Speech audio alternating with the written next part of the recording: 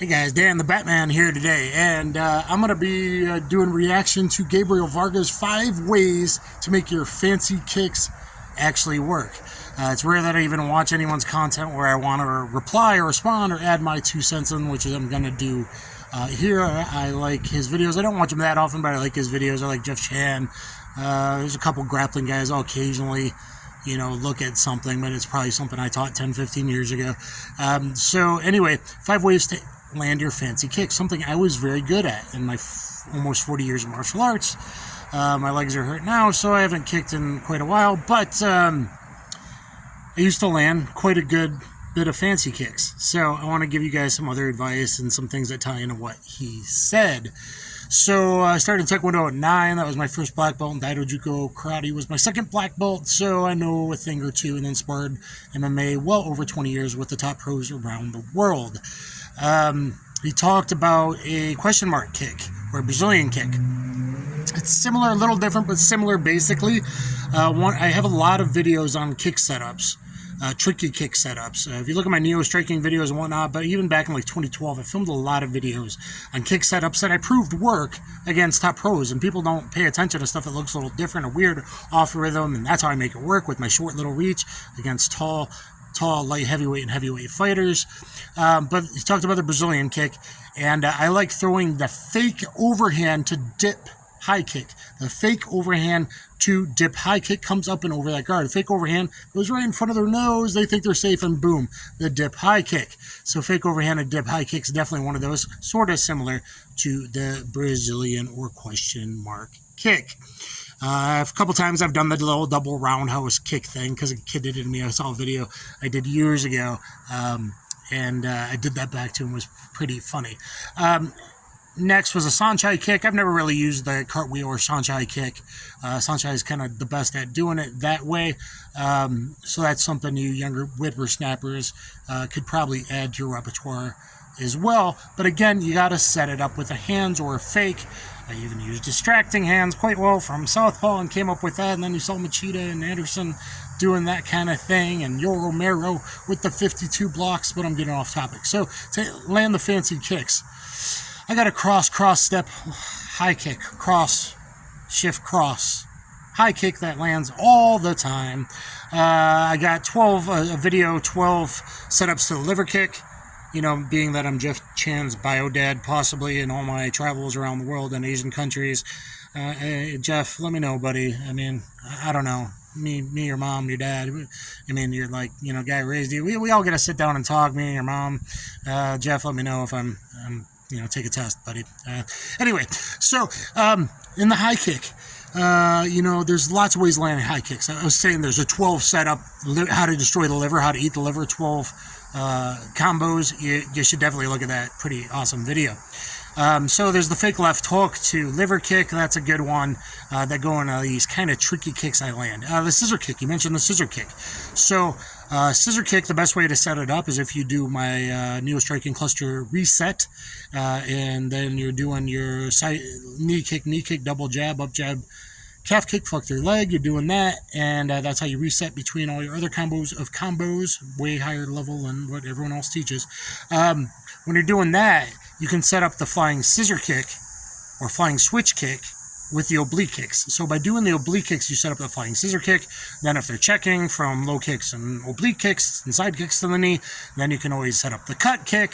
Way underutilized. I'm really good at timing that. He talked about don't doing things too often, too many times. Yeah, let's call it going into the well too many times. So basically, anytime you're sparring and someone tries a special move, video game special move on you, you should be reading it, checking it, defending it, blocking it, whatever, countering it, as best you can the first 2 times they throw it. The 3rd time you throw it, I'm going to make you pay. I'm going to make you pay bad. It's easy to read things the 3rd time, especially if it's 3 times in a round. So only do like the same kind of specialty type technique, usually 2 times in a round. If you go 3 times in one round, it's very easy to get countered, and it's very easy to counter someone else that does so. Including with a cut kick sweep, one of the most efficient knockdowns other than left hook Larry, Michael Bisping's left hook, right? So cut kick way underutilized. The dip high kick, way underutilized. The fake hook to liver kick, way underutilized. Elvis hips to liver kick, way underutilized. Cross shift cross, left high kick, way underutilized.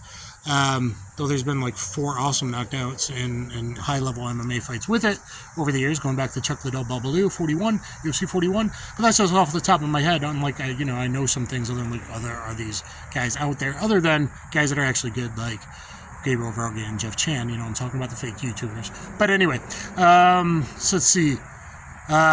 He's talked about using your hands to distract. That's something I do, and one time I actually sparred Cain because I was sparring Herschel Walker. I went to go see Barnett get launched in orbit by DC, doing media work for Strikeforce when UFC was buying them out. And anyway, sparring Herschel Walker, super fast, super nice guy, great guy, accomplished so many good things in his life. But then also his shin guard shifted. He said, "Get in there with Cain." And I said, "That's up to him." Cain was very intimidating, man. I said, "That's up to him. He's fighting UFC next week." It was literally 1 week before his second fight against Bigfoot Silva in UFC.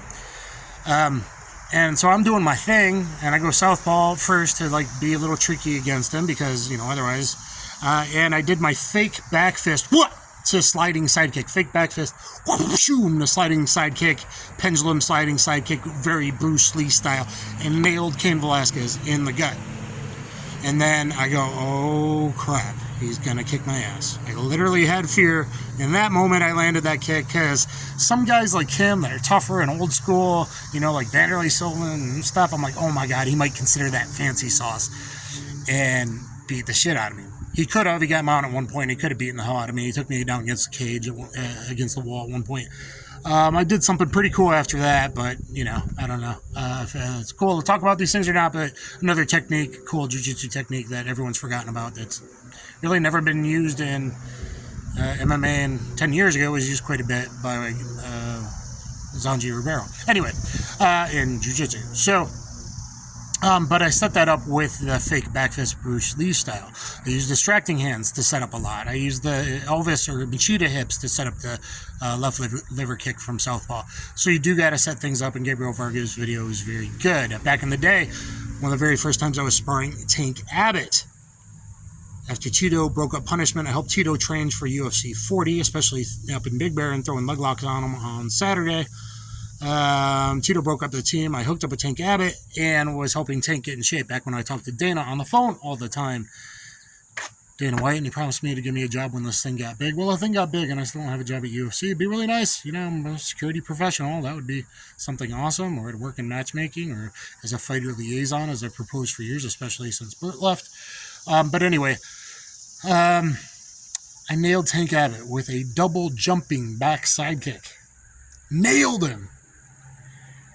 And he never really hit me that hard, and he's gasping for air, and he's bent over, and this is like I was 218 at the time, and Tank was, a big boy, trying to get him down to the heavyweight limit, so he was like 270 or so, 275, whatever, and big intimidating dude back in the day. Look at Tank Abbott highlights, caused more rules in the UFC than anybody else, and the gloves. But he stops, and there's 2 other guys there, the boxing coach and one other guy in a little small boxing gym, and he goes, Dan, show them what stupid shit you just hit me with. So yes, fancy stuff or stupid shit can hit. Look at my sparring, top 30 UFC MMA fighters around the world. You'll see me land a head kick on Okami. I think I've landed a good on a lot of other top fighters. You'll see me land round kicks to the head quite a bit. I never would throw spinning back fist. Once you see me against Akiyama, I purposely was out. I was just reminding him because he was preparing for a fight. But I would never really throw the spinning back fist. It's too easy to cut a guy, or spinning elbow, had an ass wall. Forget top team hit me with a spinning elbow in Thailand once. I wanted to fucking take him down and beat the shit out of him. Anyway, because he cut my eyelid, and I was hoping to do like a grappling tournament. Anyway, so fancy stuff, landing fancy kicks, it can be done. Even a tornado kick, you can take cheat steps with your fake hooks or your power hooks. You can cheat step into that spinning hook kick or the backside kick. So learn how to take that cheat step with your lead hook. Guys, I have videos on all this. There was a top jiu-jitsu guy I used to spar Muay Thai class after jiu-jitsu. He was at Alberto Crane School. I went for 3 months in the summer just to train with this dude whose name escapes me now. One of the top dudes in the world, and he was, striking because he was thinking about going into MMA, especially in Japan, getting a big money offer. Every time he would throw the overhand right, I would counter with my hop jumping backside kick, my baby hop backside kick to the liver against the overhand right. That's a great one too.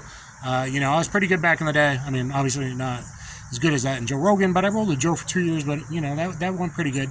But anyway, you want to learn about the backside kick there, but the hop backside kick. Guys, I got videos on all this stuff. Look through my playlist. It's hard for me now. I'm 46. I have lupus. I've got a beat up body. I got hamstring injuries and knees and back and stuff going on. I'm trying to figure out now. So, but I've done it all before, and I filmed a lot of these fancy kick setups that you guys need to learn, as well as all the punch setups, the cluster neo-striking, cluster fighting system, how 3 or 4 combos get linked together, then you do your reset cluster, then you go again. So look up Jeff Chan's dad videos. If you look up Jeff Chan dad video, you'll find about. Look at Dan the Wolfman neo-striking. You'll find a lot of videos, fancy setups, tricky setups. Those are kind of the names I use. And hopefully, just talking about this, watch Gabriel's video, and hopefully you like this. Thumbs up, share, subscribe. I haven't done anything martial art related in a little bit. Just because, guys, it's hard on my body, and I'm dealing with a lot right now. So hopefully you can still support me. Look through my playlist. It's all there. I've gave you everything on all styles of martial arts, and train with the best dudes around the world forever. All right? Take care, everybody. I'll catch you on the flip side. Cheers.